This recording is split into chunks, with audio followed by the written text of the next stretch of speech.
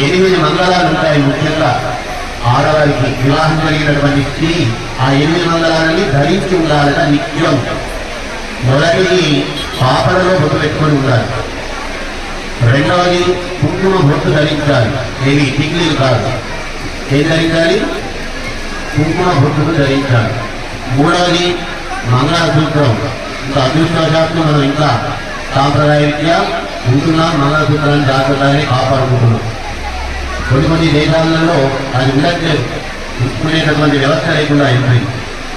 సరే, నాలుగవది చేతికి గాజులు ఉండాలి ఖచ్చితంగా. ఉండాలా వద్దా? ఏం పెట్టుకుంటారు?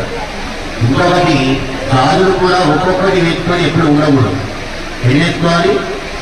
2కు పైనే ఉండాలి తప్ప 2కు తగ్గి ఉండకూడదు. చేతికి గాజులు వేసుకొని ఉండాలి. నాలుగవది. ఐదవది చీర కట్టుకునే ఉండాలి. వివాహమైనటువంటి స్త్రీ చీర కట్టుకునే ఉండాలి. ఇంకొకటి జడలో పూలు పెట్టుకొని ఉండాలి. ఉండాలా? కష్టం.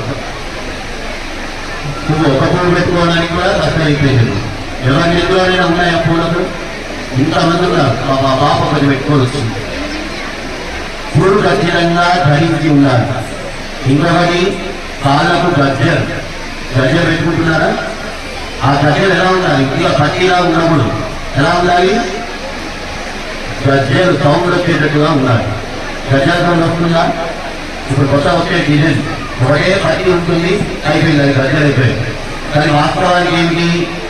ఆ గజ్జల స్తంభాయి ఉండాలి. ఇంట్లో పెద్దవాళ్ళు ఈ కాలం చిన్నపిల్లలు పుట్టగానే వాళ్ళకి కాళ్ళకు గజ్జలు ఏంటి పెట్టించేస్తారు. ఎందుకు? ఇంట్లో అలా తిరుగుతూ ఉంటే గజ్జల సవాడి అవుతూ ఉంటే లక్ష్మీ కటాక్షం కలుగుతుంది.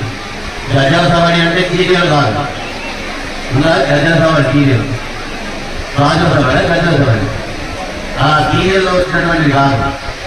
ఈ గజ్జల సవాడి లక్ష్మీ కటాక్షం, లక్ష్మీ తాండవం చేస్తుంది.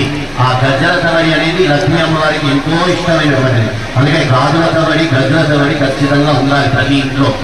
అందుకే నిండుగా గాజులు వేసుకోమంటారు. మనకు వివాహాలలోనైతేమి, ఈ శ్రీమంత ఫంక్షన్లలో అయితేమి, ప్రతి ఫంక్షన్లో చేతి నిండా గాజులు వేసుకోమంటారు. వేసుకుంటున్నారు ఇంకా అదృష్టవశాస్త్రం. కానీ నిత్యం అలానే వేసుకొని ఉండాలి. వాస్తవాన్ని అలా కబడి ఉన్న చోట లక్ష్మీ కటాక్షం ఎలవేళలా మన ఎమ్మడే ఉండి మనల్ని కాపాడుతూనే ఉంటుంది. అటువంటి ఈ సాంప్రదాయం.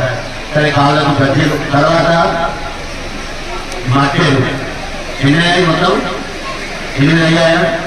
ఇన్ని ధరించి ఖచ్చితంగా ఇంట్లో ఉండాలి ప్రతి స్త్రీ, వివాహమైనటువంటి స్త్రీ. ఎప్పుడు ఉండాలి? ఎప్పుడెప్పుడు ఉండాలి?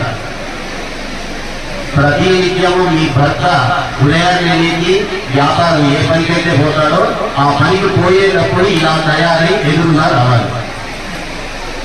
ఆలోపే మీరందరూ కూడా లేచి స్నానం చేసి దేవుడికి దీపం పెట్టి ఇలా అలంకారం చేసుకొని అలా ఎదురుగా వస్తే మీ భర్త ఏ పని అయితే బయటికి వెళ్తారో ఆ పనిని ఖచ్చితంగా పూర్తి చేసుకొని ఇంటికి తిరిగి వస్తాడు.